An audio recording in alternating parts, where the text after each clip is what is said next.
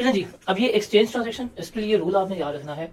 अब एक्सचेंज के लिए रूल्स है कि हमने वैल्यू किस तरह डिटरमिन करनी है एसेट्स की, वो हमने देखना है। न्यू एसेट्स की और ओल्ड एसेट्स की वैल्यू हम किस तरह से डिटरमिन कर रहे होंगे वो हमने यहाँ पे देखना है। कहते जी एन एसेट में B acquired in exchange for an asset, क्या दे रहे हैं हम, ओल्ड एसेट जो है वो दे रहे हैं, उसके बदले में हम क्या ले रहे हैं, न्यू एसेट जो है वो ले रहे हैं। अब ये सीन जो है ना, इसमें क्या होता है कि ओल्ड एसेट जो है वो भी, और उसकी अगर फेयर वैल्यू रिलायबल मेजरेबल है हम वहाँ पे लेते हैं, और न्यू एसेट जो है वो भी हम क्या कर रहे होते हैं, फेयर वैल्यू के ऊपर मेजर कर सकते हैं।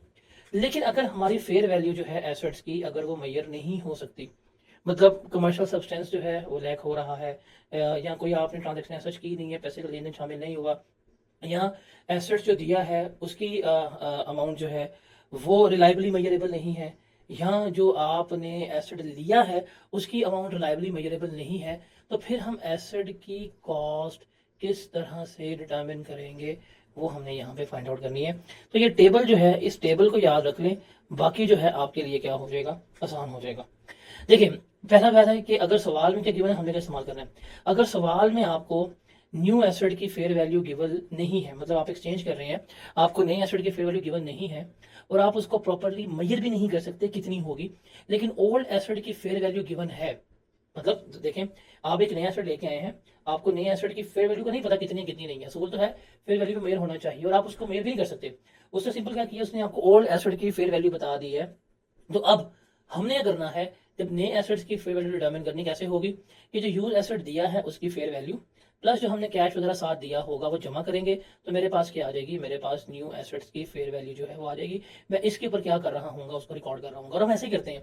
फॉर एग्जाम्पल, आप मोबाइल फोन लेने जाते हैं, तो पुराना मोबाइल दिया उसकी मार्केट वैल्यू प्लस जो कैश दिया वो जमा करते हैं, तो आपके पास नए मोबाइल की जो है वो क्या आ जाती है, वैल्यू आ जाती है कि नया मोबाइल मेरा इतने का बन रहा है। फिर अगर आपको बोथ न्यू की और ओल्ड एसेट्स की फेयर वैल्यू गिवन नहीं है, एक्सचेंज भी हो गया है, फेयर वैल्यू का नहीं पता ओल्ड की क्या थी न्यू की क्या थी, तो फिर क्या होगा, ओल्ड एसेट्स की जो कैरिंग वैल्यू होगी, जो बुक वैल्यू होगी, प्लस जो आपने कैश वगैरह दिया होगा, इसको जमा करेंगे तो आपके पास न्यू एसेट्स की वैल्यू जो है वो आ रही होगी। और अगर आपने कोई ट्रांजैक्शन की है जिसमें कोई कमर्शियल सब्सटेंस इन्वॉल्व ही नहीं है, मतलब आपने अपनी एक फैक्ट्री दूसरी फैक्ट्री में एसेट ट्रांसफर कर दी है, आपने पेरेंट्स ने सब्सिडरी का ट्रांसफर कर दिया है, तो कोई कैश बेस्ड ट्रांजैक्शन नहीं हुई। या आपके पास एक प्लांट है लाहौर वाली फैक्ट्री में, एक प्लांट है कराची फैक्ट्री में, लाहौर का प्लांट फैक्ट्री ले आए, कराची का प्लांट लाहौर ले आए हैं, लाहौर का प्लांट कराची में लगा दिए। अब इसमें कोई कमर्शियल सब्सटेंस इन्वॉल्व हुआ, बट आपके एसेट्स चेंज हो गए हैं। इसमें भी अगर वैल्यू डिटरमिन करनी हो तो कैसे डिटरमिन करेंगे, जो हमने ओल्ड एसेट दिया है उसकी बुक वैल्यू प्लस जो हमने कैश वगैरह पे किया वो जमा करेंगे, तो मेरा न्यू एसेट जो है वो आ जाएगा, और मैं इस न्यू एसेट के ऊपर क्या करूंगा, उसको रिकॉर्ड कर रहा हूँ। तो ये टेबल जो है ये आपने याद रखना है। ये टेबल अगर आपको पता हो तो आपकी आधे से ज्यादा परेशानी जो है वो पूरी हो जाती है। ये क्लियर है?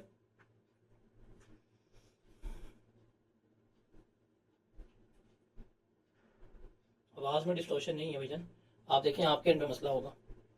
और किसी बच्चे को कोई आवाज में मसला नजर आ रहा है?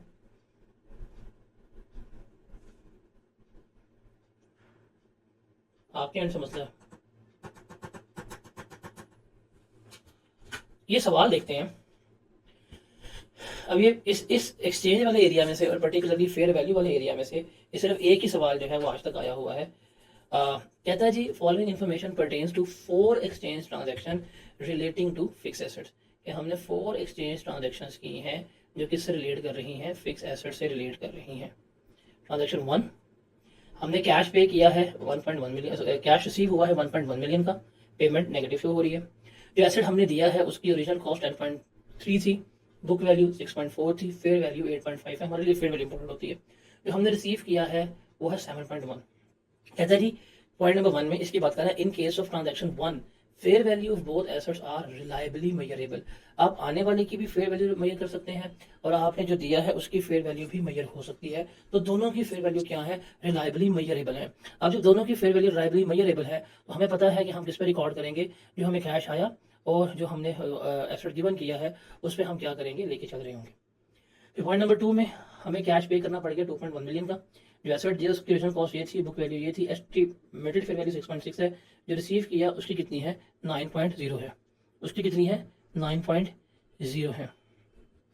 इसके बारे में कहता है, in case of transaction number 2 fair value of the asset receive is clearly more evident, कि जो हमने लिया है हमें उसकी फेयर वैल्यू जो है वो क्या है पता है, लेकिन जो हमने दिया है उसकी फेयर वैल्यू जो है वो हमारी रिलायबली मेजरेबल नहीं है। ठीक है। एसेट नंबर 3 में जो एसेट हमने दिया है 14.5 उसकी कॉस्ट है, बुक वैल्यू 3.4 है, एस्टिमेटेड फेयर वैल्यू 4.6 है, जो हमने एसेट रिसीव किया है 4.1 है। कहते हैं इन केस ऑफ ट्रांजैक्शन नंबर 3 इसकी बात कर रहा है fair value of neither assets is reliably measurable, किसी भी एसेट की हम फेयर वैल्यू जो है वो रिलायबली मेजरेबल नहीं है। फिर इन केस ऑफ एसेट नंबर 4 वो कहता है ओरिजिनल कॉस्ट हमारी 14.5 है, बुक वैल्यू जो है वो मेरी 3.4 मिलियन है, एस्टिमेटेड फेयर वैल्यू कितनी है 4.6, और जो एसेट रिसीव हमने किया है उसकी फेयर वैल्यू हमारे पास नहीं है। कहता है in transaction number 4 and is future cash flow are not expected to change as a result of this exchange. इसका मतलब है कोई किसी किस्म का इसमें कमर्शियल सब्सटेंस वगैरह इन्वॉल्व नहीं है। कहता है जी बताएं calculate the cost of asset, जो हमने एसेट खरीदा है उसकी कॉस्ट क्या होगी एट रिकग्निशन, जब हमने रिकॉग्नाइज करना है for each of the above transaction, जो हमने उसने हमें ट्रांजैक्शंस जो है वो गिवन की है। तो ये सवाल है, काइंडली इसको जरा रीड करें और बताएं समझ आई सवाल की। फिर जब भी हमने टेबल पढ़ा है हम उसकी बेसिस पे क्या करेंगे, इसको सॉल्व कर रहे होंगे। जल्दी से रीड करें, शाबाश। और इसका जवाब हमने इस टेबल की मदद से देना है। ये हम सारा पढ़ाए हैं और ये हमारा इसका जवाब आएगा। अब देखें पहले वाले में उसने कहा था क्या कि बोथ एसेट्स की फेयर वैल्यू जो है वो रिलायबली मेजरेबल है। अब देखें जो हमने एसेट दिया उसकी फेयर वैल्यू क्या है 8.5 मिलियन, और हमें जो कैश मिला उसकी क्या है 1.1। तो fair value asset given minus जो हमें कैश रिसीव हुआ है वो लेस करवाएंगे तो मेरे पास वैल्यू आ जाएगी, वो कितनी होगी 7.4 मिलियन। तो जो हमारे पास नया एसेट है वो हम कितने पे रिकॉर्ड कर रहे होंगे 7.4 मिलियन के ऊपर रिकॉर्ड कर रहे होंगे। It is just like that कि आप 85 लाख रुपए का एक एसेट लेके आए, और जब आप एसेट लेके आए आपने अपना पुराना एसेट दिया, उसकी जो है थी कीमत वो कितनी थी, सॉरी उल्टा बोल दिया, एक सेकंड उल्टा बोल दिया।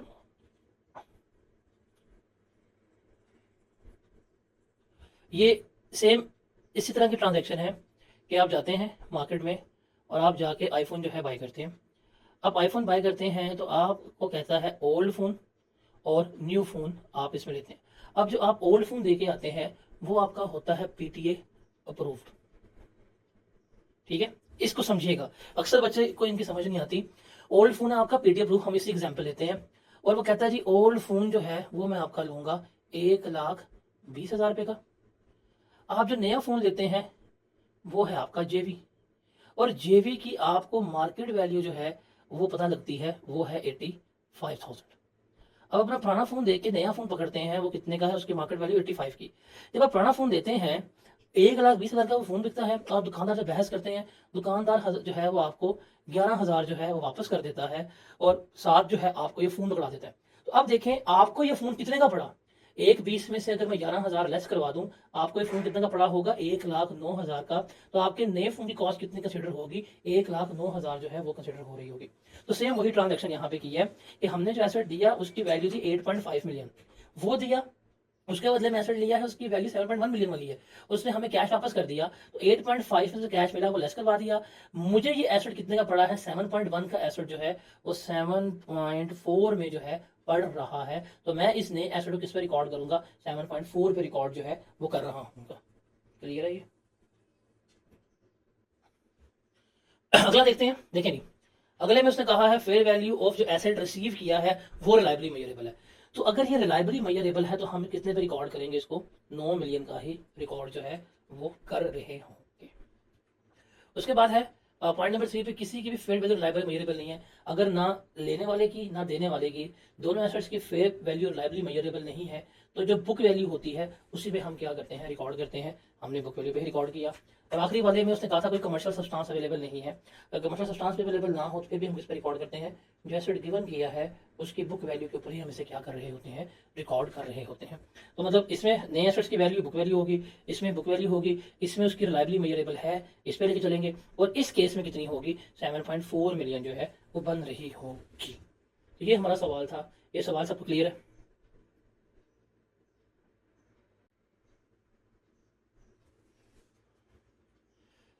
चलिए जी अब आगे और सवाल कुछ करते हैं। एक दो क्वेश्चन और देखते हैं अकाउंटिंग एंट्रीज के डेप्रिसिएशन के, फिर हमारा ये वाला एरिया जो है वाइंड अप हो जाएगा। Basics, depreciation calculation, changes in estimate, disposal, exchange, her cheese detailed with practice जो है वो हमने कर ली है और कोई सवाल कुछ भी नहीं छोड़ा। अब हम एक और 2-3 सवाल और करते हैं, उसके बाद फिर हमारे पास आखिरी एरिया होगा डेट वो will be for the revaluation, वो देखेंगे, डिस्क्लोजर नोट्स बनाएंगे और फिर हमारा चैप्टर जो है ये वाइंड अप हो जाएगा। द रिक्वायरमेंट है prepare accounting entries to record the above transaction in KE's book for the year ended 30 June 2016। ये ईयर एंड है, इसके लिए हमने क्या करनी है, रिकॉर्ड करनी है। अब मैं चूंकि फिजिकल कॉलेज में भी पढ़ाता हूँ तो मैंने वहाँ बच्चों को देख रहा होता हूँ और ऑब्जर्व कर रहा होता हूँ कि रीडिंग जो है बच्चों का बहुत प्रॉब्लमेटिक एरिया है।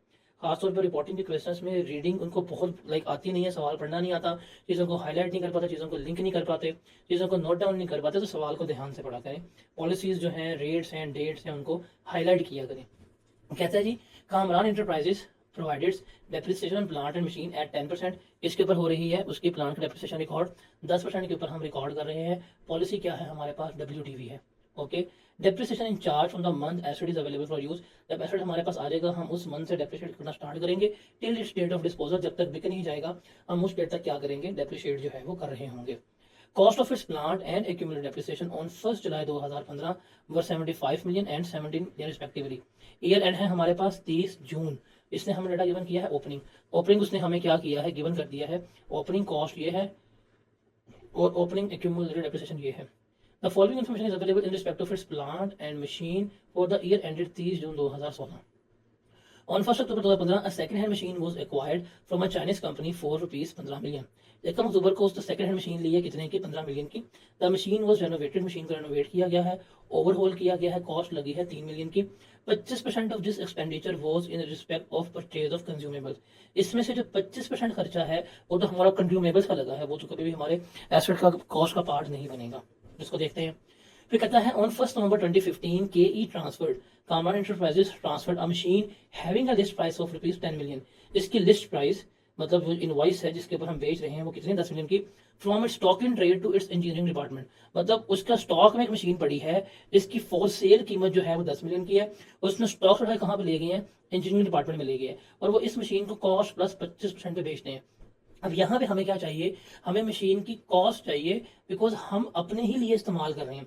तो मैं कभी भी प्रॉफिट पे अपने अकाउंट्स में लिखूंगा, प्रॉफिट तो कस्टमर से चार्ज होगा। अगर मैं खुद ही मशीन बनाई है तो खुद जो कॉस्ट लगी है मैंने उसके ऊपर ही क्या करना है, उसको रिकॉर्ड करना है। तो हम क्या करेंगे, इसकी कॉस्ट जो है वो निकाल रहे होंगे। फिर 1 January 2016 certain parts to plant were added at a cost of rupees 4 million. कुछ पार्ट हमने ऐड किए थे to extend its useful life, इससे यूजफुल लाइफ बनी, कैपिटलाइज होगी। डेट है 1 जनवरी इस तारीख पे। और यकम March the plant was damage, plant damage हो गया and remain inoperative for 1 month, एक महीने काम नहीं हो पाया। K E spend rupees 3 million on repairs to restore the plant in working condition. ये रिपेयर्स है, ये क्या हो जाएगी, एक्सपेंस आउट हो जाएगी, और ये वाले जो है इससे एफिशिएंसी बढ़ी है, ये कैपिटलाइज हो रही होगी। On 1 April 2016 a machine was purchase on 1 July 2012 for rupees 12 million. मतलब 1 जुलाई 2012 को हमने एक मशीन ली थी 12 मिलियन की, वॉज कंप्लीटली डैमेज, तबाह हो गई है, एंड वो सोल्ड फॉर रुपीज 1.2 मिलियन, हमने बेच दी है। इसका डिस्पोजल होगा और वो हम रिकॉर्ड कर रहे होंगे। ये क्वेश्चन है, 4 एडजस्टमेंट्स हैं, इनको जल्दी से रीड करके और बताएं, फिर हम इसको सॉल्व करते हैं। शाबाश, जल्दी से रीड करके बताएं। चीजें ना पढ़ लिया, सॉल्व करें। अब रिक्वायरमेंट है हमने एंट्रीज जो है वो पास करनी है। अब डेट्स पे आते जाए और डेट्स पे हम एंट्री पास करते जाते हैं। देखिए जी, पहला है 1 अक्टूबर 2015 को हमने सेकंड हैंड मशीन ली है, कितने की, 15 मिलियन की। अब देखें 15 मिलियन की हमने मशीन ली है, तो 1 अक्टूबर को हमने एंट्री क्या पास की होगी। अब इसने एंट्री कंबाइन कर ली है, हम अलग भी कर सकते हैं। कैसे, हम कह सकते हैं कि बैंक हमारा जो है वो क्या हो जाएगा, वो 15 मिलियन से जो है वो क्रेडिट हो रहा होगा, हमने पेमेंट की है, और मशीन ली है तो जो हमारा मशीन अकाउंट है या पीपी अकाउंट है वो क्या हो रहा होगा, डेबिट हो रहा होगा। पहली एंट्री तो हमारी ये होगी, ठीक है। उसके बाद हमने ओवरहॉलिंग कॉस्ट इनकर की है उसको उसकी रनिंग पोजीशन में लाने के लिए, तो ये कॉस्ट जो है वो क्या हो जाएगी, डायरेक्टली एट्रीब्यूटेबल है, तो वो भी हम क्या कर देंगे, क्रेडिट कर देंगे, बिकॉज ये मशीन की कॉस्ट का पार्ट बनेगी। मशीन 3 मिलियन से डेबिट हो जाएगी और हमने पेमेंट कर दी है, तो बैंक जो है वो मेरा क्या हो जाएगा, 3 मिलियन से क्रेडिट हो रहा होगा। तो पहली एंट्री तो हमारी ये पास हो रही होगी।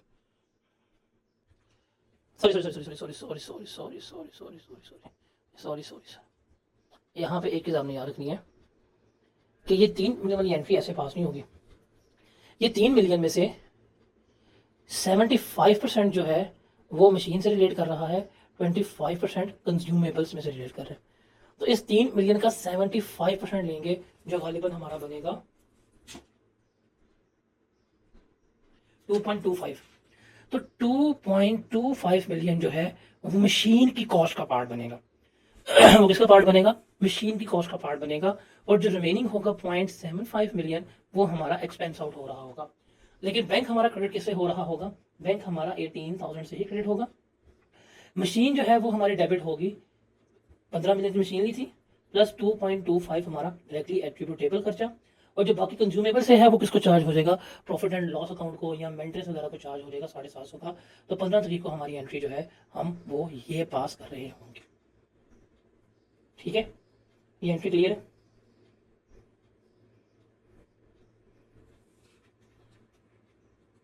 ओहो, उसके बाद है यकम नवंबर को मशीन है जिसकी लिस्ट प्राइस जो है 10 मिलियन है, वो हमने स्टॉक एंड ट्रेड से क्या किया, इंजीनियरिंग डिपार्टमेंट को ट्रांसफर कर दिया।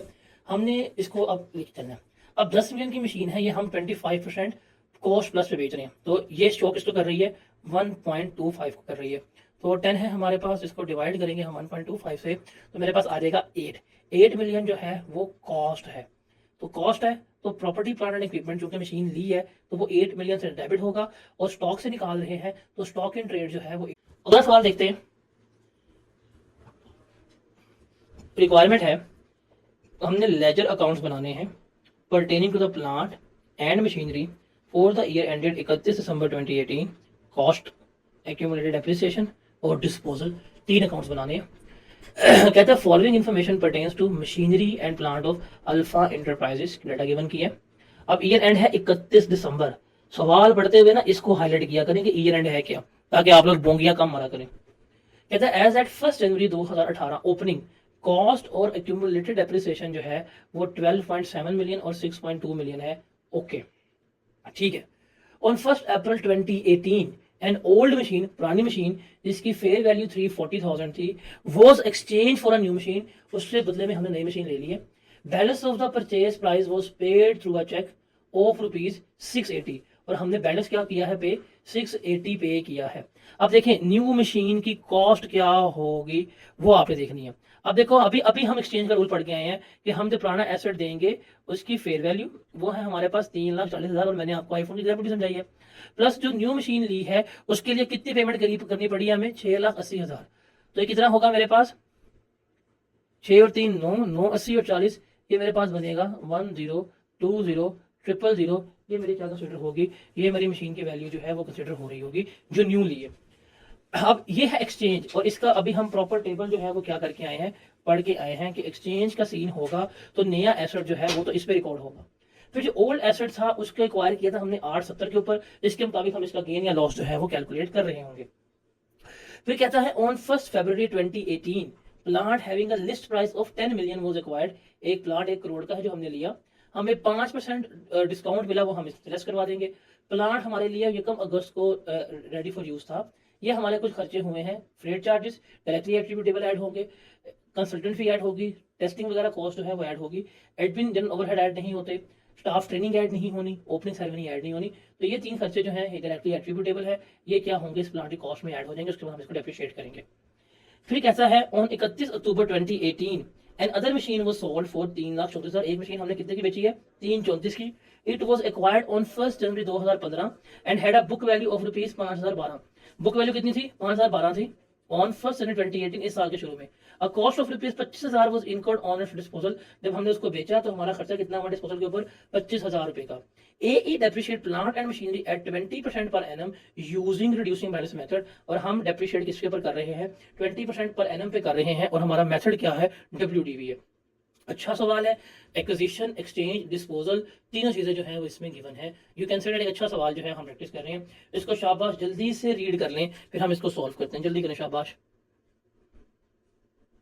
फिर जब इसको सॉल्व करते हैं, अकाउंट बनाने हैं हमने, ठीक है जी। पहले हम बनाएंगे प्लांट का अकाउंट जो कॉस्ट पे बनना है। अब उसने हमें ओपनिंग बैलेंस गिवन किया है, वो कितना है, 12,700 है।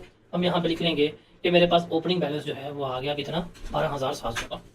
फिर हमने एक मशीन ली है, उसको एक्सचेंज कराया, कितने की पड़ी है, 10-20 की। हम यहाँ पे यकम अप्रैल को जो मशीन ली है वो हमने क्या कर ली, यहाँ पर लिख ली है। फिर जो मशीन गई है हमारी पुरानी, उसकी कॉस्ट कितनी थी, 870 की, वो भी हमने क्या कर दी, यहाँ पे लिख दी कि ये 870 की मशीन जो है वो हमारी यहाँ पर गई है। फिर जो हमने एक प्लांट बनाया, इसकी कॉस्ट निकाल लेते हैं, ठीक है जी। 10,000 का लिया, 5% हमें डिस्काउंट मिला लिस्ट प्राइस का, तो वो लेस करवा देते हैं।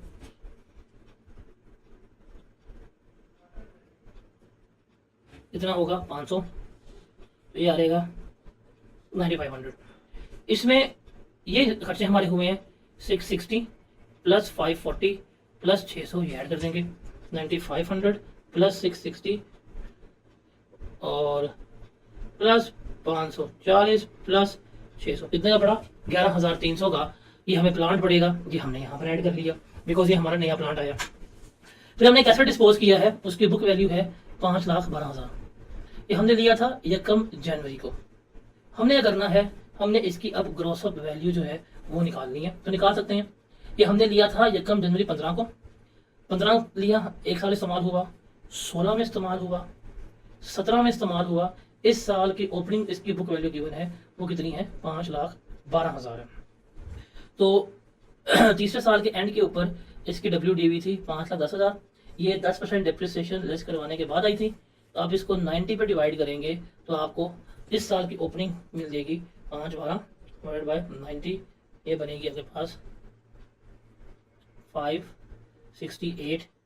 अब इसको दोबारा क्रॉस अप कर दें आप, तो ओरिजिनल कॉस्ट आपकी बनेगी 632 जो है वो क्या बन रही होगी, आपकी कॉस्ट बन रही होगी। यही है, 1 मिनट, 15 16 17, इससे यहाँ पे वर्किंग की हुई है। हम यहाँ पे वर्किंग जो है वो निकाल सकते हैं। वर्किंग जो है हम देख सकते हैं हमारी कितनी बन रही है। एक सेकेंड,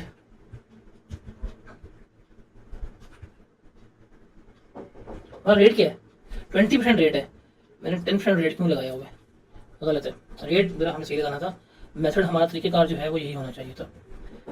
अब देखते हैं हमारे पास हमने मशीन कब एक्वायर की थी 1 जनवरी 2015 को। 1 जनवरी 2015 को कोई हमारे पास कॉस्ट थी वो 100 थी, डेप्रिसिएशन रेट था हमारे पास 20%, वो हमने लेस करवाया था यहाँ पे, तो मेरे पास ये आ गई थी 80। फिर अगले साल 31 दिसंबर 16 को हमने फिर डेप्रिसिएशन जो है वो 20% लेस करवाई।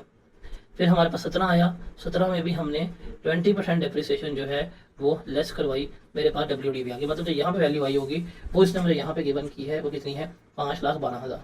अगर मैं इस 5,12,000 को ये 20% डेप्रिसिएशन लेस करके आई है, इसको 0.8 पे डिवाइड कर दूँ तो मेरे पास ग्रॉस अप वैल्यू आ जाएगी। वो कितनी बनेगी, वो बनेगी 6,40,000, और वो 6,40,000 है इस साल की ओपनिंग। ठीक है, अब इसको भी अगर मैं ग्रॉस अप कर दूं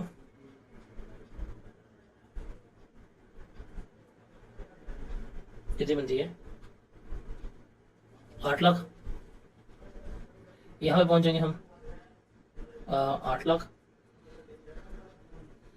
1 2। अब हम इसको एक और क्रॉस अप करेंगे तो मेरे पास ओरिजिनल कॉस्ट आ जाएगी, वो कितनी बनती है, ओहो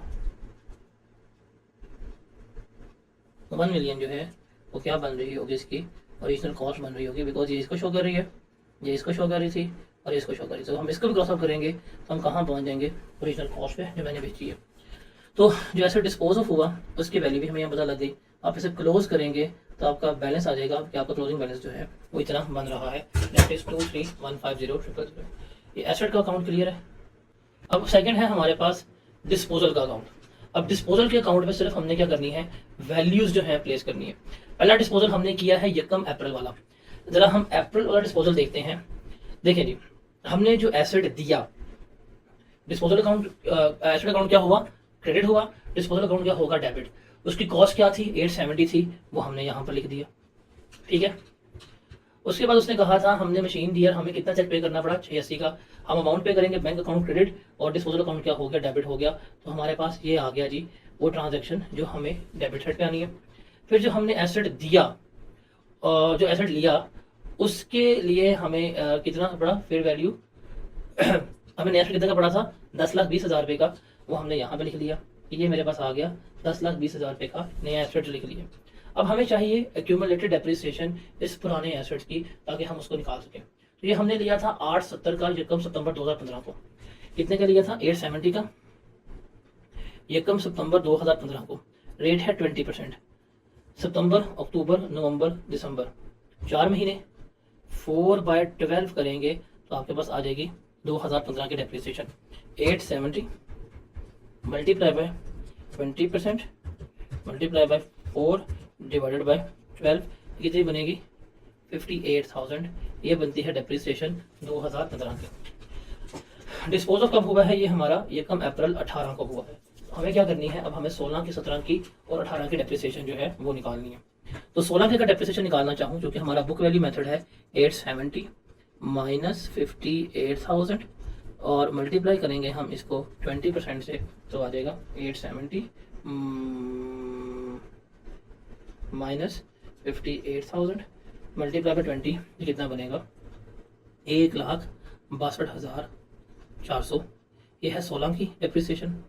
17 की अगर हम निकालना चाहें तो निकाल सकते हैं, 870,000 माइनस 58,000 वन 162,400। ओपनिंग डब्ल्यूडी मेरे पास थी 2016-17 की 649,600, ये मेरे पास ओपनिंग डब्ल्यूडी थी।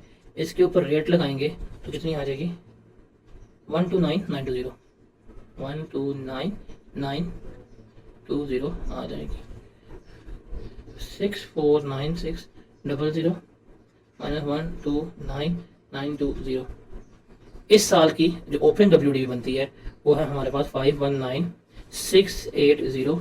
मल्टीप्लाई करेंगे 20% से, जनवरी फरवरी मार्च 3 महीने की डेप्रिसिएशन हम इसके ऊपर लगाएंगे और ये आ जाएगी हमारे पास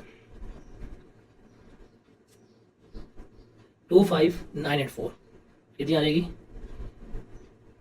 25,984। अब इसको जमा कर लें तो मेरे पास एक्यूमुलेटेड डेप्रिसिएशन आ जाएगी 25,984 प्लस 129,920 प्लस 162,400 प्लस 58,000, कितनी बनेगी 376,304। ये है इस एसेट की एक्यूमुलेटेड डेप्रिसिएशन 376,304। हमने यहाँ पे लिख ली। अब हम इसको जमा करते हैं और इसको जमा करते हैं। इसको जमा करेंगे जी 870 प्लस 680। डेबिट साइड का सम कितना आता है 1550। क्रेडिट साइड का सम कितना आता है 376 प्लस 1020, ये आता है 1396। अब बताएं, डेबिट साइड का सम है 1550, क्रेडिट साइड का सम बनता है 1396। इसके ऊपर लॉस हुआ है कि गेन हुआ है, क्या हुआ है बताएं जरा। लॉस हुआ है। कितने का लॉस हुआ है 1550। हमें सिर्फ इस एसेट के ऊपर 154 का लॉस जो है वो हुआ है। क्लियर है। उसके बाद 31 अक्टूबर को एक और मशीन हमने बेची है 3,34,000 रुपए की, उसको भी हम लिख लेते हैं। अब हमें उस मशीन की कॉस्ट अभी निकाल के आए हैं यहाँ पे। ये हमने मशीन सेकंड वाली बिकी है, जिसकी कॉस्ट थी 1 लाख, वो हमने यहाँ पे लिख दी। फिर हमारी डिस्पोजल कॉस्ट उसने यहाँ पे इनकर किया 25,000, वो हमारी यहाँ पे आ गई। हमने कितने की बेची है उसने बता दिया, डेट वाज सोल्ड फॉर 3,34,000, वो हमने यहाँ पे लिख दिया 334 आ गया।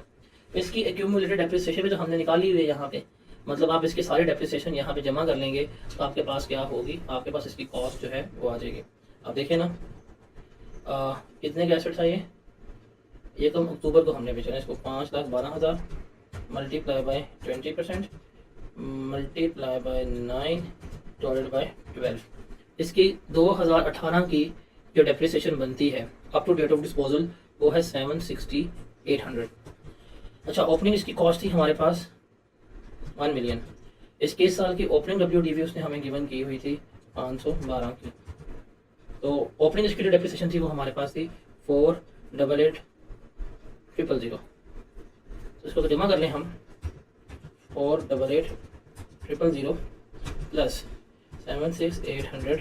तो इसकी एक्यूमुलेटेड डेप्रिसिएशन बनेगी हमारे पास 564,800, वो हमने यहाँ पे निकाली है और वो हमारे पास यहाँ पे आ जाएगी। इसकी एक्यूमुलेटेड डेप्रिसिएशन 564 के करीब जो है वो बन रही होगी, अगर मैंने कोई गलती यहाँ पे नहीं की तो, जो मुझे लग रहा है मैंने की होगी। बिकॉज 512 एक मिनट, इसका हमने कब डिस्पोज ऑफ किया है 31 अक्टूबर, तो मैंने यहाँ पे काउंट कर दी है 1 अक्टूबर के लिहाज से, तो इसको हाँ ठीक कर लेते हैं। 512 थी ओपनिंग डब्ल्यूडीवी, रेट लगाएंगे 20% और जनवरी से लेके अक्टूबर एंड तक, तो ये 10 महीने बनते हैं। इसको 10 से मल्टीप्लाई करेंगे और डिवाइड करेंगे 12 से, तो ये आ जाएगी 85,333। 85,333 आएगी। तो ओपनिंग इसमें हम ऐड करते हैं 85,333 जमा 488,123, ये बनेगी हमारी 573,333। ये बनती है हमारी इसकी डेप्रिसिएशन जो हम जाके यहाँ पे चार्ज करेंगे। अब इसके डेबिट का सम करेंगे तो ये बनेगा 1025। इसके क्रेडिट का सम करेंगे 573 प्लस 34, वो बनेगा 907। तो इसके ऊपर लॉस होगा 1025 माइनस 907 ज्यादा 118 का लॉस आपको होगा इस एसेट के ऊपर। तो मशीन 2 पे लॉस हुआ 118 का, मशीन 1 पे लॉस हुआ है आपको 154 का। ये क्लियर?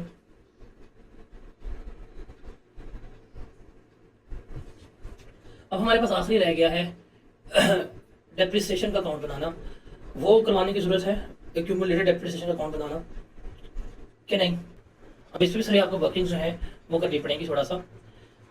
रिमेनिंग एसेट्स, डिस्पोजल की डेप्रिसिएशन और न्यू एसेट्स की डेप्रिसिएशन जो है वो हम लेके चलेंगे। चलो मैं बना देता हूँ आपको डेप्रिसिएशन फॉर द ईयर जो है वो आपको कैलकुलेट कर देता हूँ ताकि आप अकाउंट खुद ही बना लें। अब हमने निकालना है basically depreciation for the year. इसमें सबसे पहले हम निकाल लेते हैं डिस्पोजल 1 की, बिकॉज मैंने यहाँ पे कैलकुलेट की थी अभी डेप्रिसिएशन डिस्पोजल नंबर 1 की, और वो आई थी मेरे पास 25984, पहले वाली जो बनती थी फॉर द ईयर 25984। हम इसको लिख लेते हैं, ये थी 25984। उसके बाद थी हमारे पास डिस्पोजल 2 की 85,333 आई है, वो भी हम लिख लेते हैं।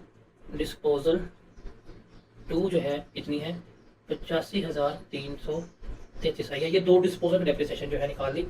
अब हम निकालते हैं रिमेनिंग एसेट्स की जो पूरा साल हमारे पास अवेलेबल रही है उनके डेप्रिसिएशन। तो पहले लेते हैं हम कॉस्ट है मेरे पास 12,700। जो एसेट बिक गए हैं उनकी हम लेस करवा देते हैं। 1000 वाला बेचा हमने और दूसरा हमने बेचा है 870 वाला। 2 हमने एसेट्स जो है वो क्या किए हैं, इधर बेच दिए हैं। तो मेरे पास आ जाएगी cost other than these disposed of asset 12,700 minus 1000 minus 870, ये कितनी बनेगी 10830 कॉस्ट है। सिमिलरली मुझे एक्यूमुलेटेड डेप्रिसिएशन भी गिवन थी और वो थी 6240। हम यहाँ पे लिख लेंगे, ये आ जाएगी 6240।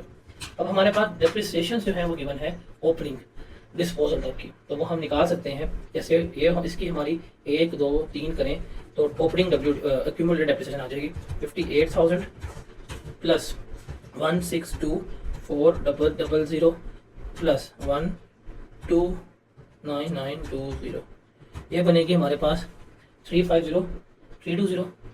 तो ये हम इसमें लेस करवा देंगे 350, और इसकी भी हमने निकाली हुई थी वो थी 488,000, वो भी हम इसमें से क्या करेंगे, लेस करवा देंगे।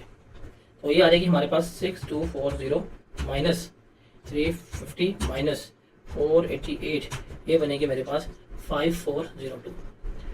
इस एसेट की डेप्रिसिएशन अब 10830 माइनस 5402, आपके पास WD भी आ जाएगी, वो बनेगी 5428। इसके ऊपर आप रेट लगाएंगे और वो होगा आपके पास 20%, वो बनेगा आपका जी 5428 मल्टीप्लाई बाय 20%, ये आ जाएगा आपके पास डेप्रिसिएशन इसकी बन रही होगी 1085600, ये आपकी आ जाएगी इसकी डेप्रिसिएशन रिमेनिंग एसेट्स की। तो आप निकाल सकते हैं। बाकी जो है आपने डेप्रिसिएशन जो है वो निकालनी है। अब देखिए यहाँ पे हमने एसेट लिया था 1 अप्रैल को 1020 का, जो न्यू एसेट है हमारा वो हमने लिया 1 अप्रैल को, वो कितने का लिया था हमने 1020 का। तो 1020 मल्टीप्लाई बाय 20%, हमने कब लिया था, एक्सचेंज जो किया था 1 अप्रैल को, अप्रैल मई जून जुलाई अगस्त सितंबर अक्टूबर नवंबर दिसंबर, 9 महीने की डेप्रिसिएशन आएगी इसकी। इसको आप 9/12 करेंगे तो आपके पास डेप्रिसिएशन आ जाएगी 1020 multiply by 20% multiply by 9 divided by 12, इतनी बनेगी 153 बन रही होगी। 1020 12 मल्टीप्लाई बाय 9 डिवाइडेड बाय 153 आ जाएगी इसकी डेप्रिसिएशन। और यहाँ पे हमारा एसेट जो है अगस्त में अवेलेबल हुआ था, अगस्त सितंबर अक्टूबर नवंबर दिसंबर 4 महीने की हम इसकी डेप्रिसिएशन रिकॉर्ड करेंगे 11,300 वाले की। तो 11,300 इंटू 20% इंटू 4/12 करेंगे तो डेप्रिसिएशन आ जाएगी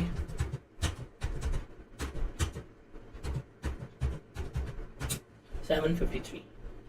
ये हमारे पास डेप्रिसिएशन सारी होंगी। जब टी अकाउंट बनाएंगे उसमें लिखेंगे तो आपका डेप्रिसिएशन का अकाउंट जो है वो भी बन रहा होगा। Is that clear? यहाँ पे हमारा डेप्रिसिएशन की सारी वर्किंग, डिस्पोजल, सब कुछ जो है वो मैंने क्या कर दिया, आपको करवा दिया। डिस्पोजल ईच एंड एवरीथिंग जो है वो मैंने क्या किया है, आपको करवा दिया है। और बड़ा तफसील में जो है वो मैंने क्या किया, आपको करवाया। फुल डिटेल में जो है वो मैंने क्या किया, आपको करवा दिया। और अब यहाँ पे कल हम जो है वो रिवैल्यूएशन रिजर्व जो है वो मूव कर रहे हैं। हम आगे चलते हैं और आगे देखते हैं that is measurement after declaration, कि जब हम एसेट को खरीद लेते हैं, बाय कर लेते हैं, उसके बाद हम उसको उसकी लाइफ पे क्या करते हैं, कैरी करते हैं। और खरीदने के बाद में हमने उसको किस वैल्यू के ऊपर मेजर करना है, वो हमने क्या करना है, यहाँ पर सीखना है। उसको देखते हैं। तो हमारे पास बेसिकली मेजरमेंट के दो मॉडल्स हैं जो हम उसको लेके चलेंगे सब्सिक्वेंटली मेजरमेंट के। एक होता है हमारे पास जिसे हम कहते हैं कॉस्ट मॉडल, क्या कहलाता है, कॉस्ट मॉडल। और दूसरा है वो मेरे पास क्या कहलाता है, दूसरा मेरा रीवैल्यूएशन मॉडल जो है वो कहला रहा होता है।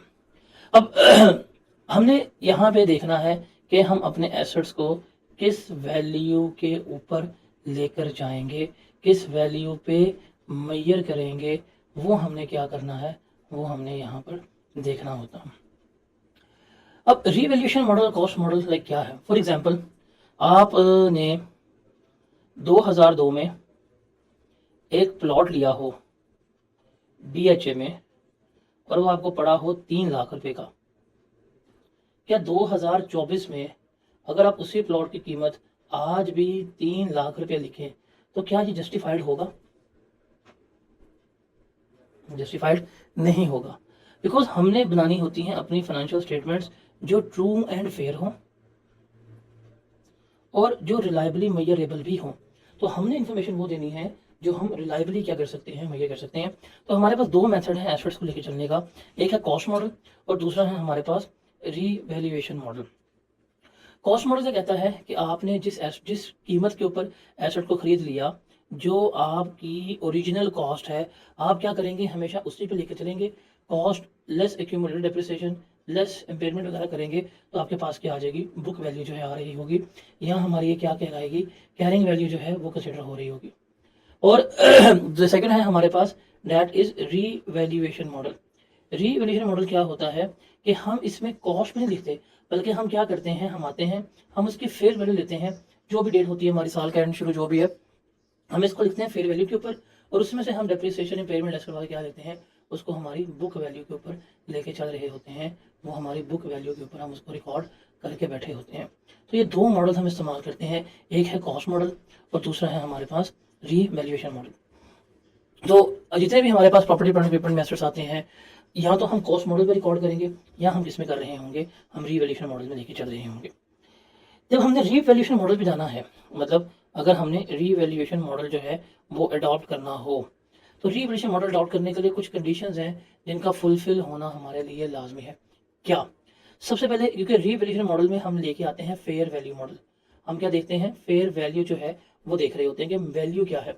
तो सबसे पहले देखते हैं कि हम उसी एसेट को रीवैल्यूएशन मॉडल पर रिकॉर्ड करेंगे जिसकी फेयर वैल्यू जो है वो क्या होगी, रिलायबली मेजरेबल होगी। जिसकी फेयर वैल्यू क्या होगी, जिसकी फेयर वैल्यू जो है वो हमारी रिलायबली मेजरेबल होगी। वो हमारा क्या होता है, उसे हम यहाँ पर कंसिडर कर रहे होते हैं। जो हमारी रिलायबली मेजरेबल होगी उसे हम क्या करते हैं, कंसिडर करते हैं। अगर कोई भी फेयर वैल्यू जो है वो रिलायबली मेजरेबल ही नहीं है, कोई भी फेयर वैल्यू जो रिलायबली मेजरेबल ही नहीं है, तो हम कभी भी उस एसेट को रीवैल्यूएशन मॉडल के ऊपर रिकॉर्ड नहीं कर सकते। हम कभी भी उस एसेट को रीवैल्यूएशन मॉडल के ऊपर रिकॉर्ड नहीं कर सकते अगर उसकी फेयर वैल्यू जो है वो रिलायबली मेजरेबल नहीं है। तो सबसे पहले हमें देखना पड़ेगा कि जो फेयर वैल्यू है वो क्या होनी चाहिए, that fair value should be reliably measurable. हम देखेंगे कि क्या है, कैसे, किस तरह से। फिर जब हम किसी भी एसेट को रीवैल्यूएशन मॉडल में लेके जाएंगे तो उसको फिर रेगुलरली क्या करना है, आप एक पॉलिसी अडॉप्ट करेंगे और रेगुलरली क्या करेंगे, आप उसको रीवैल्यू कर रहे होंगे। मतलब हर साल बाद, हर 2 साल बाद जो भी अगर पॉलिसी होगी, आपने क्या करना होगा, उसके मुताबिक उसको रीवैल्यू करना होगा। ये नहीं होगा कि जब दिल किया रीवैल्यू कर लिया, फिर 5-5 साल तक रीवैल्यू ना किया, फिर दोबारा कर लिया। आपको लग रहा है कीमतें गिर रही हैं तो रीवैल्यू नहीं करते, आपको लगता है कीमतें बढ़ रही हैं तो आप क्या कर लेते हैं, रीवैल्यू कर लेते हैं। ये सीन नहीं होना चाहिए। एक रेगुलरिटी हो, एक कंसिस्टेंसी हो पॉलिसी में, और उसके तहत क्या करना है, आपने इसको रीवैल्यू करना होगा। और थर्ड हमारे पास आएगा कि आपने जब भी रीवैल्यू करनी है तो आपने ऑल को रीवैल्यू करना है। मतलब अगर एक क्लास ऑफ एसेट्स हैं तो सबके ऊपर क्या करेंगे, हम वो मॉडल जो है वो अडॉप्ट करेंगे। मतलब जो चेरी पिकिंग होती है वो कभी भी हम नहीं करेंगे कि जी इसको रिवैल्यू कर लिया, इसको रिवैल्यू नहीं किया। फॉर एग्जांपल, आप फैसला करते हैं कि आपका लैंड जो है वो रीवैल्यूएशन मॉडल के तहत रिकॉर्ड होगा, तो कैसे रिकॉर्ड करेंगे? फॉर एग्जांपल, आप कहते हैं आपके पास एक लैंड डीएचए में, एक आपका लैंड जो है वो चीचा वतनी में, चीचा वतनी में, एक आपका लैंड जो है वो चार सदा में है, एक आपका लैंड जो है वो कराची में है। आप कहते हैं यार डीएचए लैंड जो है इसको भी मार्केट वैल्यू पर लेकर चला जाता हूँ, कराची वाला लैंड जो है ये भी मार्केट वैल्यू पर ले जाता हूँ, ये हमारी इतनी इंपॉर्टेंट ज़मीनें नहीं है, इनको हम किस पे रिकॉर्ड कर लेते हैं, कॉस्ट पे कर लेते हैं। मतलब कह रहे हैं किसी कॉस्ट पे रिकॉर्ड कर लो, किसी को रीवेल मॉडल पे रिकॉर्ड कर लो, ये नहीं हो सकता। तो आप ये चेरी पिकिंग कभी भी नहीं कर सकते। क्या होगा, अगर आपने डिसाइड कर लिया कि एक क्लास ऑफ एसेट्स को किसी मॉडल पर लेके जाना है तो सारे ही क्या होंगे, आपके उसी मॉडल पे चलेंगे। अगर लैंड की बात होगी फिर जितने भी लैंड है सारे किस पे जाएंगे, रीवैल्यूएशन मॉडल पे जा रहे होंगे। अगर आप बात करते हैं कॉस्ट मॉडल की, तो पूरे जो बिल्डिंग्स होंगे, जितने भी एसेट्स होंगे, वो कॉस्ट मॉडल के ऊपर ही हम क्या कर रहे होंगे, लेकर चल रहे होंगे। ये तीन बातें जो है वो हमने क्या करनी होती हैं, हमने लेके चलनी होती हैं। तो हम यही पढ़ के आए हैं अभी तक कि जो इनिशियल मेजरमेंट है एसेट्स की, वो हम हमेशा किस पे करते हैं, कॉस्ट पे। और ये कॉस्ट जो है वो हमने अपनी कैलकुलेट करना सीखी है कि ये हम कॉस्ट किस तरह से लेके चलेंगे और कैसे हम इसे कैलकुलेट कर रहे होंगे, ये हमने सीखा है। अब सब्सिक्वेंट मेजर में यहाँ तो कॉस्ट मॉडल चलेगा, यहाँ हमारे पास चलेगा रीवैल्यूएशन मॉडल जो है वो चल रहा होगा। अब हम आहिस्ता आहिस्ता जो है वो रीवैल्यूएशन की एंट्रीज करते हैं, उनको समझते हैं। पहले हम आसान केसेस करेंगे और फिर जो है हम कॉम्प्लेक्स सिनेरियो की तरफ जो है मूव करेंगे। पहले हम डिस्कस करते हैं नॉन डेप्रिशिएबल एसेट्स को, क्योंकि अभी हमें कॉस्ट मॉडल तो हम पढ़ के आ चुके हुए हैं। कॉस्ट मॉडल को हमने बड़ा तफसील में पढ़ा है कि ये हमारी कॉस्ट है, उसमें से ये एक्यूमुलेटेड डेप्रिसिएशन जो है वो हमने लेस करवानी है, तो मेरे पास क्या आ जाएगी, मेरे पास बुक वैल्यू आ जाएगी। ये हम बहुत तफसील में, बहुत डिटेल में पढ़ के आए हैं। हमने डिस्पोज के सिनेरियोज हर चीज़ जो है वो हमने की है, इसमें सीखी भी है, और सब कुछ जो है वो हमने यहाँ पर देखा भी है। अब हम चलते हैं किसके ऊपर, अब हम चलते हैं अब हम चलेंगे रीवैल्यूएशन मॉडल के ऊपर, वो कैसे होगा। और सबसे पहले हम बात करते हैं नॉन डेप्रिशिएबल एसेट्स की, कि नॉन डेप्रिशिएबल एसेट्स जो हैं क्या होते हैं, किस तरह से कैलकुलेट हो रहे होते हैं, वो हम देखेंगे। अब यहाँ पे बेसिकली हम बात कर रहे हैं किसकी, हम बात कर रहे हैं लैंड की, बिकॉज लैंड जो है वो डेप्रिशिएट नहीं होता। अब हमने क्या करना है, अब रीवैल्यूएशन के लिए नॉर्मली हम रीवैल्यूएशन जो है वो ईयर एंड के ऊपर परफॉर्म कर रहे होते हैं। हम देखते हैं जी हमने लैंड लिया हुआ है, उसकी कॉस्ट जो है वो हमें कितनी है, 1 मिलियन है। 10 लाख रुपए का लैंड लिया, साल के एंड पे गए, और साल के एंड पे आप मार्केट गए, और मार्केट जाके आपने उस लैंड का रेट लगवाया, आपका रेट लग गया 14 लाख रुपया। अब आप बड़े खुश होते हैं, देखें जी मैंने 10 लाख की ज़मीन ली थी, कितने की हो गई, 14 लाख रुपए की। तो ये 4 लाख रुपए का बैठे बिठाए आपको क्या हो गया, गेन हो गया। बेचा नहीं है, बट किताबों में क्या हो गया, आपको गेन जो है वो हो गया होगा। इसे हम क्या कहते हैं, रीवैल्यूएशन सरप्लस। ये मेरा क्या कहलाता है, रीवैल्यूएशन सरप्लस। और बेसिकली ये मेरा क्या होता है, this is my unrealised gain. ये मेरा क्या होता है, अनरियलाइज्ड गेन होता है। रियलाइज्ड गेन में और अनरियलाइज्ड गेन में फ़र्क ये होता है, देखिए रियलाइज्ड गेन वो है जिसका कैश आपको मिला है, जिसका कैश इनफ्लो हुआ है। मतलब मैंने अगर 2 लाख रुपए का मोबाइल फ़ोन लिया, मार्केट में जाता हूँ, रेट लगवाता हूँ, 2,30,000 रुपया, मैं बेच के आ जाता हूँ, 2,30,000 कैश ले लेता हूँ, जो 30,000 का बेनिफिट हुआ है, वो जो मुझे बेनिफिट हुआ है वो मेरा रियलाइज्ड गेन है कि मुझे कैश की फॉर्म बेनिफिट मिल गया है। लेकिन अनरियलाइज्ड गेन क्या होता है कि मैं मार्केट में गया, रेट लगवाया, जिसने कहा 2,30,000 है, मैं बड़ा खुश हो गया कि मेरा मोबाइल 2,30,000 हो गया, और घर आ जाऊँ 30 लाख का बेनिफिट हो गया।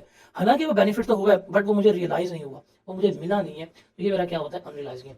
तो पहले हम देखते हैं कि अगर हम जाते हैं मार्केट में और एसेट को रीवैल्यू करते हैं और वो रीवैल्यू अपवर्ड हो जाए। अपवर्ड का मतलब क्या है कि जो उस एसेट की कॉस्ट थी उससे कीमत जो है इंक्रीज हो गई है, तो एंट्री हमारी क्या पास होगी, एसेट अकाउंट हमारा डेबिट हो जाएगा, और रीवैल्यूएशन सरप्लस है वो मेरा क्या होगा, वो मेरा क्रेडिट हो रहा होगा। इस एग्जाम्पल देखते हैं, the land was purchase for 100 million. Land कितने का लिया था आपने, 100 मिलियन का, ऑन फर्स्ट डे ऑफ 2019, 2019 के पहले दिन। The business applies the IAS 16 revaluation model to the measurement of land after initial recognition. क्या मॉडल अप्लाई कर दिया था उसने, रीवैल्यूएशन मॉडल अप्लाई किया था। The land was revalued to 130 million at the end of first year of ownership. और land कितने का हो गया, 130 मिलियन का हो गया। सवाल है जी कैलकुलेट द रीवैल्यूएशन सरप्लस। बताएं हमारा रीवैल्यूएशन सरप्लस जो है वो कितना होगा, वो हमने देखना है। अब देखें लैंड कितने का था, 100 का था। आप ईयर पे जाते हैं, कितना हो गया 130 का, कितने का इजाफा हुआ 30 का। अब 30 रुपए से लैंड की वैल्यू बढ़ेगी, आप क्या करेंगे, लैंड को डेबिट कर देंगे। और ये कितना गेन हुआ 30 रुपए का, वो कहाँ किसका पार्ट बनेगा, रीवैल्यूएशन सरप्लस का। ये आपका अनरियलाइज गेन है और आ जाएगा जी आपका लैंड अपवर्ड रीवैल्यू हो गया। अब जब हम इसको स्टेटमेंट ऑफ फाइनेंशियल पोजीशन में लिखेंगे तो हम इसको रीवैल्यूड अमाउंट पे, मतलब कितनी अमाउंट थी 130, हम 130 के ऊपर लैंड को शो कर रहे होंगे।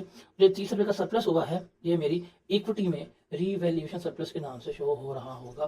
तो ये वाली हम एंट्री जो है पास कर रहे होते हैं और ये एंट्री है और ये हमारे फाइनेंशियल स्टेटमेंट्स के एक्सट्रैक्ट्स जो हैं वो बन रहे होते हैं। Is that clear? अब सेकंड सिनेरियो देखते हैं कि लैंड मेरा डाउनवर्ड रीवैल्यू हो जाए, मतलब जो मेरे पास ओरिजिनल कॉस्ट थी उससे कीमत जो है वो गिर गई है, डाउनवर्ड रीवैल्यू हो जाए, तो उसकी एंट्री के पास होगी। देखें सिंपल सी बात है कि अगर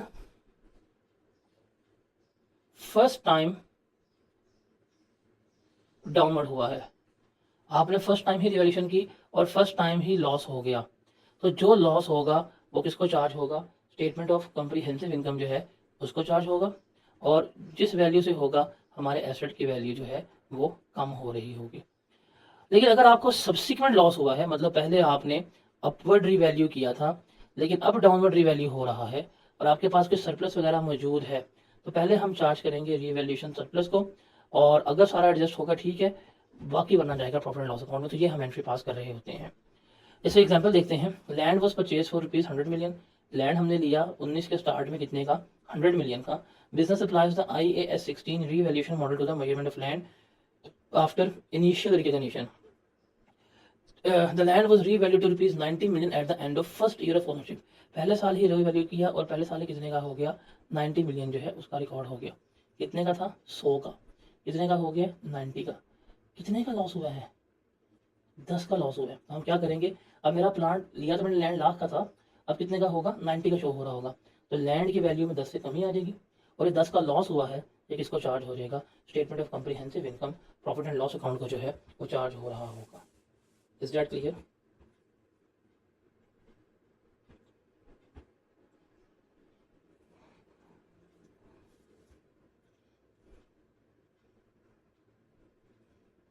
उसके बाद हम थोड़ा चलते हैं कॉम्प्लेक्स सिनेरियोज की तरफ।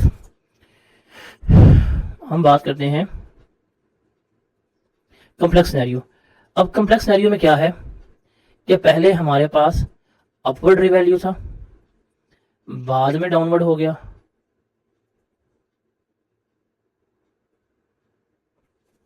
या पहले डाउनवर्ड था बाद में वो क्या हो गया, अपवर्ड हो गया। अब हमने इन कॉम्प्लेक्स सिनेरियोज को जो है वो क्या करना है, डील करना है, इन कॉम्प्लेक्स सिनेरियोज को देखना है। इसको हम एग्जाम्पल से ज़रा समझते हैं क्या है, कैसे है और किस तरह से। फिर मैं वापस आपको इन एंट्रीज पे लेके आता हूँ। कहता है जी रिक्वायरमेंट है calculate the revaluation surplus and carrying value of land. ठीक है, business purchase a plot of land. Business ने जो है क्या किया है, प्लॉट जो है परचेज किया है on first day of 2015। Business applies revaluation model to the measurement of land after initial recognition. Business की पॉलिसी है वो लैंड को एनुअली क्या करेगा, रीवैल्यू जो है वो कर रहा होगा। इनिशियल अमाउंट जो रिकॉग्नाइज हुई है at the year and values उसने हमें बता दी है। जब हमने लैंड लिया पहले साल कितने का था, 1 लाख का, साल के एंड पे गए कीमत बढ़ गई, 30 रुपये का सरप्लस हुआ। अगले साल पे एंड पे गए 110 हो गया, 20 रुपये का लॉस हुआ। फिर रीवैल्यू किया 95 हो गया, तो ये हमें लॉस हुआ 10 और 5 15 का। और बाद में हमारा कितना हो गया, सरप्लस आ गया और ये हमारे पास आया 21 का गेन आ गया। तो ये उसने हमें बताया है, हमने इसका एक्यूरेट सरप्लस जो है वो फाइंड आउट करना है और हम इसके अकाउंट्स में बनाते हैं। सवाल समझ आया कि हमने इनिशियल लैंड लिया, पहले वो अपवर्ड रिवैल्यू हुआ, फिर वो क्या हुआ, डाउनवर्ड रिवैल्यू जो है वो हुआ है।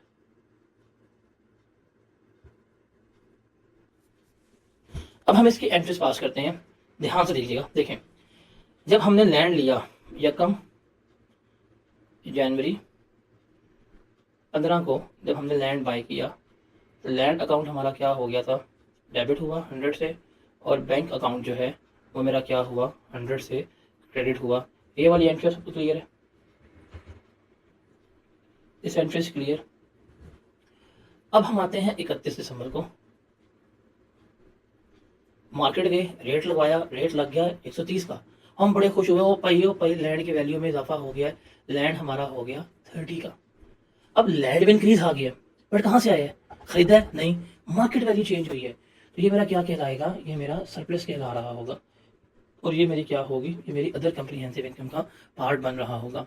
तो ये मेरा आ जाएगा रीवैल्यूएशन सरप्लस कितने का? 30 का। हमने कहा देखिए मेरे तो मुनाफा हो गया, मेरे पास 30 का सरप्लस पड़ा हुआ है। हमने कहा ठीक है, अब हमने क्या किया? 30 का सरप्लस बना के बैठ गए, यदि मेरे पास 30 का सरप्लस पड़ा हुआ है। हम अगले साल गए वापस, 31/12/16 को दोबारा हमने किया। अब हमें लगा पता यार ये तो एक 30 का था, ये तो एक 10 का हो गया। हमें बड़ा अफसोस हुआ, यार ये क्या हो गया। खैर लैंड में तो कमी आ गई है। अब लैंड में कमी आए, एसेट क्या हो जाएगा? क्रेडिट हो जाएगा। 130 से कितने पे हो गया? 110 का, तो 20 का लॉस हुआ। अब जब ये लॉस होगा तो हमने देखना है क्या हमारे पास रीवैल्यूएशन सरप्लस मौजूद है कि नहीं। देखिए हमारे पास रीवैल्यूएशन सरप्लस मौजूद है, तो हम क्या करेंगे? हम सबसे पहले इस रीवैल्यूएशन सरप्लस को ही डेबिट कर देंगे। मतलब इस मुनाफे में से ही ये नुकसान हमने लेस करवा दिया। स्टिल अभी 10 रुपये का जो है मुनाफा पड़ा हुआ है, तो ये हमारी एंट्री पास हो गई। इसके बाद हम आगे गए 31/12/17 पे, दोबारा रेट लगवाया, 95 का हो गया। अब हम फिर सर पकड़ के बैठ गए, यार ये क्या बदतमीजी हुई। हमने तो लिखा था 110 का, वापस कितने का हो गया? 95 का हो गया है। मतलब लैंड की वैल्यू में कमी आ रही है। कितने की आ रही है? 15 की। 15 से हम यहाँ पे लेस करवा देंगे। अब देखिए मुझे लॉस कितना हुआ है? 15 का। मेरे पास सरप्लस कितना? मुझे 10 का। मैं तो यही लेस करवा पाऊंगा। 5 रुपए का लॉस जो है वो इस सरप्लस में से एडजस्ट नहीं हो पाएगा। कितना सरप्लस मौजूद था? 10 का, वो 10 का ही एडजस्ट हो जाएगा। बाकी तो मैं 5 का एडजस्ट नहीं करवा पाया। जो 5 का एडजस्ट नहीं करवा पाया वो कहाँ जाएगा? प्रॉफिट एंड लॉस अकाउंट में चार्ज हो जाएगा। तो ये एंट्री जो है हमने पास करनी होती है जब हमारा सरप्लस जो है लॉस में कन्वर्ट हो रहा हो, या लॉस जो है सरप्लस में कन्वर्ट हो रहा हो। Is that clear? अगले साल गए 31/12/18 में, रेट लगवाया, कितना हो गया? 116 का। हम बड़े खुश हुए, 95 का था 116 का हो गया। हमने कहा जी हमारे लैंड में इजाफा हो गया 21 का। लैंड किससे इंक्रीज हो गया? 21 का। अब यहाँ पे ध्यान रखना है क्या कि लैंड इंक्रीज हो गया, अब सारी अमाउंट सरप्लस मैंने डाल दी। पहले जब ये लैंड डाउनवर्ड रीवैल्यू हुआ था, हमने इस पे लॉस रिकॉर्ड किया था, और वो लॉस किसका पार्ट बना था? प्रॉफिट एंड लॉस अकाउंट का पार्ट बना था। अब हम सबसे पहले क्या करेंगे? इस लॉस को रिवर्स कर देंगे। मतलब पिछले साल जो प्रॉफिट एंड लॉस अकाउंट में लॉस चार्ज किया था उसको रिवर्स करूंगा, और जो रिमेनिंग बच जाएगा वो किसको चार्ज हो जाएगा? रीवैल्यूएशन सरप्लस को चार्ज हो रहा होगा। तो ये एंट्री जो है हम पास कर रहे होते हैं जब हमारा पहले अपवर्ड हो, फिर डाउनवर्ड हो जाए, और फिर डाउनवर्ड से अपवर्ड आ जाए, तो ये एंट्री हमारी पास होती है। क्या कि अगर पहले हमारा एसेट डेफिसिट के ऊपर था, लॉस के ऊपर रिकॉर्ड था, और हम उसको अपवर्ड रिवैल्यू कर रहे हैं, तो एंट्री क्या पास होगी? एसेट अकाउंट डेबिट होगा। जितना हम प्रॉफिट एंड लॉस अकाउंट में इस एसेट का लॉस चार्ज कर चुके थे वो रिवर्स होगा, और जो बाकी बच जाएगा, जो रिमेनिंग होगा, वो किधर जाएगा? रीवैल्यूएशन सरप्लस में। जिस तरह हमने ये किया कि माजी में हमने ये लॉस रिकॉर्ड किया था, सबसे पहले हमने क्या किया? इसको रिवर्स किया, और जो रिमेनिंग बचा वो किसको चार्ज हुआ? रीवैल्यूएशन सरप्लस को चार्ज हुआ है। फिर अगर एसेट हमारा सरप्लस पे हो और वो डाउनवर्ड रिवैल्यू हो जाए, तो किसको जाएगा? एसेट की अमाउंट कम होगी। सबसे पहले जितना भी सरप्लस मौजूद है वो कम करेंगे। अगर कोई बाकी बच गया तो वो किसको चार्ज होगा? हमारा अदर कंप्रीहेंसिव इनकम को। जैसे यहाँ पे था कि लैंड मेरा 15 से कम हुआ, मैंने कर दिया। इस वक्त मेरे पास सरप्लस कितना मौजूद था? 10। मैंने वही 10 को रिवर्स किया, बाकी ये 5 नहीं हो पाया था, ये किसको चार्ज हो गया? प्रॉफिट एंड लॉस अकाउंट को चार्ज हो गया। तो सर पूरी कहानी जो है वो हमारी इन दो एंट्रीज के गिर्द जो है वो घूम रही होती है। बताएं जी, ये क्लियर है? अगर आपके पास सरप्लस मौजूद ना हो तो फिर तो सीधा लॉस हम चार्ज ही करेंगे प्रॉफिट एंड लॉस अकाउंट में डायरेक्टली। क्लियर है ये? अगर हम इनके टी अकाउंट्स की बात करें तो टी अकाउंट्स हमारे कुछ इस तरह से बनते हैं। देखें, जब हमने एसेट लिया था तो ओपनिंग जो है आ गया, जो सरप्लस आया वो ऐड हुआ, मेरे पास क्लोजिंग बैलेंस आ गया। अगले साल में जो लॉस हुआ क्रेडिट साइड पे आया, बैलेंस आ गया, फिर लॉस हुआ क्रेडिट साइड पे गया, फिर गेन हुआ यहाँ पे आ गया, तो ये टी अकाउंट बनता है। और सरप्लस के अकाउंट में मेरे पास सरप्लस आया था, हर साल इसमें से जो एडजस्टमेंट की है, मतलब यहाँ पे जो हमने एंट्रीज पास की थी वो हम उससे क्रेडिट करेंगे, और मेरे पास जो है वो बैलेंस आ रहा होगा। फॉर्चुनेटली इनके टी अकाउंट्स जो है वो हमारे सिलेबस में पूछे नहीं जाते, जो पूछे जाते हैं हम उन पर जो है ज़्यादा वर्किंग जो है वो कर रहे होंगे। तो अभी तक हमने सिंपल सिनेरियोज जो हैं वो डिस्कस किए हैं, जो आसान सिनेरियोज थे, जो सिंपल सिनेरियोज थे, जो आसान सिनेरियोज थे, वो हमने डिस्कस किए हैं। बेसिकली नॉन डेप्रिशिएबल एसेट्स, जहां पे डेप्रिसिएशन इन्वॉल्व नहीं है। अब जहां पे डेप्रिसिएशन इन्वॉल्व नहीं है ना, वो तो हमारे लिए कहानी बहुत आसान थी, उसमें तो कोई प्रॉब्लम आप लोगों को नहीं होनी चाहिए मेरे ख्याल से, ऐसे ही है। लेकिन जहां पे डेप्रिसिएशन इन्वॉल्व होगी, कहानी वहां से स्टार्ट होगी। हमारा चैप्टर कॉम्प्लेक्स कहां से होगा? चैप्टर हमारा कॉम्प्लेक्स होगा जहां से डेप्रिसिएशन जो है वो इन्वॉल्व हो रही होगी, बिकॉज कहानी सिर्फ डेप्रिसिएशन पे ही है और वही इसको कॉम्प्लेक्स करती है। अब असूल याद रखिएगा, अब हम चलेंगे डेप्रिशिएबल एसेट्स की बात करेंगे। अब हम किसकी बात करेंगे? जो हमारे पास डेप्रिशिएबल एसेट्स हैं, हम क्या करेंगे? हम उनकी बात जो है कर रहे होंगे। अब डेप्रिशिएबल एसेट्स के लिए जो असूल है, जो प्रिंसिपल हैं, वो आपने क्या करने हैं? वो आपने याद रखने हैं। क्या? जब भी आपने रीवैल्यूएशन करनी है, मतलब जब भी आपकी डेट ऑफ रीवैल्यूएशन है, डेट ऑफ रीवैल्यूएशन है, इस दिन आपने दो काम करने हैं। आपने देखना है कि आपके एसेट की फेयर वैल्यू क्या है और उसको कंपेयर करना है आपने कैरिंग वैल्यू से, या जो भी आपकी बुक वैल्यू होगी उससे कंपेयर करना है। और हमें बुक वैल्यू निकालनी आती है कि जो हमारे पास एसेट की कॉस्ट होगी उसमें से हमने लेस करवानी है एक्यूमुलेटेड डेप्रिसिएशन, फिर हमारे पास क्या आ जाएगी? हमारे पास बुक वैल्यू आ रही होगी। हमने इसको क्या करना है? इससे कंपेयर करना है, ठीक है।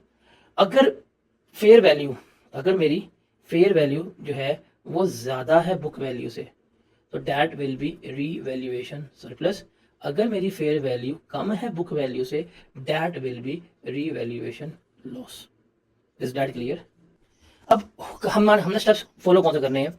स्टेप नंबर 1 जो हम हमेशा करेंगे, that is elimination of accumulated depreciation. ये है हमारा पहला स्टेप, ये हमने करना है। इसको हम नेट रिप्लेसमेंट वैल्यू मेथड भी कहते हैं, और पेपर में जब आप अक्सर सवाल कर रहे होते हैं उसमें नेट रिप्लेसमेंट वैल्यू मेथड का उसने नाम जो है वो लिखा होता है। अब ये है क्या? देखें, हमें पता है कि जब हम अपने लेजर्स बना रहे होते हैं, खास तौर पर फिक्स एसेट्स के, तो इनकी दो तरीकेकार होते हैं, दो वेज में हम बना सकते हैं। या तो हम अपने अकाउंट कॉस्ट पे बना सकते हैं, या हम अपने अकाउंट जो है बुक वैल्यू पे बना सकते हैं। अगर अकाउंट हमारे बुक वैल्यू पे है ना, तो कहानी बड़ी आसान है, पर प्रैक्टिकली हम बुक वैल्यू पे बनाते नहीं है। हम प्रैक्टिकली एक्यूमुलेटेड डेप्रिसिएशन जो है वो अलग बनाते हैं। अगर बात करूँ कॉस्ट की, तो हम क्या करेंगे? अगर हम अपने एसेट्स का अकाउंट कॉस्ट पे बना रहे हैं, तो यहाँ पे क्या होगा? एसेट का अकाउंट आएगा और ये क्या होगी? हमें कॉस्ट गिवन होगी। फॉर एग्जांपल, हमें ओपनिंग बैलेंस जो है वो गिवन होगा 1200 का, और वो हमें बता देगा कि जी ये हमारा ओपनिंग बैलेंस है। और साथ ही हमें क्या गिवन होगी? हमें उसकी एक्यूमुलेटेड डेप्रिसिएशन भी गिवन होगी। वो भी हमें गिवन होगी, कितनी है जी? 300 की है। तो हमें कॉस्ट का अकाउंट अलग बना होगा और एक्यूमुलेटेड डेप्रिसिएशन का अकाउंट हमारा अलग बना होगा। अब जब हमने रीवैल्यूएशन करनी है, जरा इसकी लॉजिक समझिएगा। रीवैल्यूएशन करनी है तो उसमें हमें स्टेप नंबर 1 परफॉर्म करना पड़ता है, और स्टेप नंबर 1 क्या होता है कि हमने बुक वैल्यू को कंपेयर करना होता है फेयर वैल्यू से। लेकिन मेरे पास तो इस एसेट के अकाउंट में सिर्फ क्या गिवन है? कॉस्ट गिवन है, बुक वैल्यू तो गिवन ही नहीं है। बुक वैल्यू कैसे आती है या कैरिंग वैल्यू कैसे आती है? हम कॉस्ट पकड़ते हैं, कॉस्ट में से हम एक्यूमुलेटेड डेप्रिसिएशन जो है वो लेस करवाते हैं, फिर मेरे पास बुक वैल्यू आती है। तो इसलिए जब भी इनको करना पड़ेगा, तो पहला स्टेप क्या करना पड़ेगा? मुझे एक्यूमुलेटेड डेप्रिसिएशन को एलिमिनेट करना पड़ेगा। इसका मतलब क्या होगा कि मुझे एंट्री पास करनी पड़ेगी, वो होगी एक्यूमुलेटेड डेप्रिसिएशन डेबिट, जैसे इस एग्जांपल में 300 है। और प्लांट का अकाउंट जो होगा वो मुझे क्या करना पड़ेगा? क्रेडिट करना पड़ेगा। अब जब मैं ये एंट्री पास करूंगा, देखें यहाँ पे आ गया प्लांट 300 से, और यहाँ पे आ गई जी एक्यूमुलेटेड डेप्रिसिएशन 300 से। जब मैंने यहाँ पे लिख दी ना, अब मेरा प्लांट जो है कितने पे शो हो रहा होगा? 1200 माइनस 300, इसके ऊपर शो हो रहा होगा 900 पे, इस पे शो हो रहा होगा 900 पे। इसका मतलब मैंने क्या किया? मैंने इस एक्यूमुलेटेड डेप्रिसिएशन को एलिमिनेट कर दिया, और एलिमिनेट करने की वजह से जो मैंने यहाँ पे कॉस्ट पे रिकॉर्ड किया हुआ था वो किसके ऊपर आ गया है? कैरिंग वैल्यू पे आ गया। वो किस पे आ गया? कैरिंग वैल्यू पे आ गया। अब मैंने क्या करनी है? अब मैंने फेयर वैल्यू देखनी है, कितनी है जी ईयर एंड पे? वो कहता है जी मेरी ईयर एंड पे फेयर वैल्यू है 1600 की, मतलब मेरा ये एसेट कितने का होना चाहिए? 1600 का होना चाहिए। कितने का होना चाहिए? 1600 का होना चाहिए। तो क्लोजिंग बैलेंस कितना आ जाएगा? 1600। अब आप बैलेंसिंग फिगर निकाल दें, 1900 में से 1200 के रीवैल्यूएशन सरप्लस कितना हमारा आएगा? 700 का। तो ये मेरा क्या होगा? रीवैल्यूएशन सरप्लस होगा। अब ये वही है, अगर आप देखें 900 का एसेट था, बुक वैल्यू पे इतने में चला गया 1600 पे, इतने का इजाफा आया 700 का, तो वही हमने यहाँ पे निकालना होता है। तो बेसिकली ये एडजस्टमेंट, ये एंट्री जो है हमने पास करनी होती है। और जो पहली एंट्री हम पास करते हैं that is elimination of accumulated depreciation. Elimination of accumulated depreciation की रीजन ये है, लॉजिक ये है, बिकॉज हमारे एसेट्स जो है वो किस पे होते हैं रिकॉर्ड, कॉस्ट पे रिकॉर्ड होते हैं, और हमने कंपेयर करनी होती है बुक वैल्यू। तो हम उनको बुक वैल्यू पे लाने के लिए क्या करते हैं, एक्यूमुलेटेड को डेबिट करते हैं, प्लांट को क्रेडिट करते हैं। तो हमारा जो प्लांट है, जो एसेट है, जो मशीन है, उसमें शो होती है, वो हमारी बुक वैल्यू पे शो हो रही होती है। फिर उसको फिर से कंपेयर करते हैं, मेरे पास रीवैल्यूएशन सरप्लस या मेरे पास रीवैल्यूएशन लॉस जो है वो आ रहा होता है। और अगर मैं प्लांट का अकाउंट ही या एसेट का अकाउंट ही जो है वो बुक वैल्यू के ऊपर बना रहा हूँ, फिर तो मुझे करने की नीड नहीं, मेरे पास फिर वैल्यू जो है वो गिवन होगी। बट हमारे रिकमेंडेड क्या होता है, हम अकाउंट बनाते भी कॉस्ट में है, तो उसके लिए ये पहला स्टेप जो है वो मुझे करना पड़ेगा, और वो है एलिमिनेशन ऑफ एक्यूमुलेटेड डेप्रिसिएशन। इससे मेरा जो है वो क्या कहते हैं, मार्केट वैल्यू बुक वैल्यू आ जाएगी। बुक वैल्यू को कंपेयर करूंगा मार्केट वैल्यू से, मेरे पास गेन या लॉस जो है आ रहा होगा। Is that clear? समझ आई इस सारी स्टेप की? तो ये एंट्री हम पहले पास करते हैं, that is elimination of accumulated depreciation. Accumulated depreciation debit होता है और एसेट अकाउंट हमारा क्रेडिट होता है। उसके बाद कंपेयर करते हैं, अगर रीवैल्यूएशन सरप्लस हो एसेट डेबिट, रीवैल्यूएशन सरप्लस जो है क्रेडिट। अगर लॉस हो तो फिर क्या होगा, asset account credit, revaluation surplus जो है वो डेबिट हो जाएगा, और अगर बच गया लॉस तो किसको जाएगा, प्रॉफिट एंड लॉस अकाउंट को जा रहा होगा। ये रीजन है, ये